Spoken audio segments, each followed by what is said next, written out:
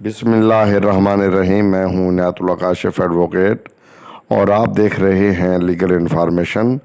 آج بہت ہی اہم پیش رفت میں آپ کو بتانے جا رہا ہوں اور وہ ہے EOBI کے بورڈ آف ٹرسٹیز کا اجلاس ہوا ہے۔ یہ اجلاس 11/10/2021 کو ہوا ہے۔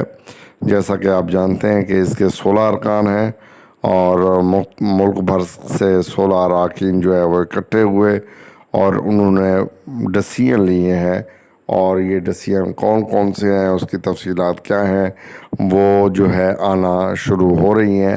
ابھی تک باضابطہ طور پہ منٹس آف میٹنگ تو باہر نہیں آئے، لیکن یہ سننے میں آ رہا ہے اور یہ میں کنفرم کر بھی سکتا ہوں، لیکن کنفرم اس لیے نہیں کروں گا چونکہ جب تک بورڈ آف ٹرسٹیز کے باقاعدہ منٹس آف میٹنگ نہ آئے تب تک جو ہے کوئی بات حتمی نہیں کہی جا سکتی۔ لیکن یہ کہا جا رہا ہے کہ پینشنرز کے حق میں اور EOBI کے ملازمین کے حق میں سپریم کورٹ آف پاکستان کی ہدایت کی روشنی میں بہت ہی اہم فیصلے کیے گئے ہیں، اور یہ ملازمین کے حق میں فیصلے کیے گئے ہیں اور EOBI کے پینشنرز کے حق میں فیصلے کیے گئے ہیں۔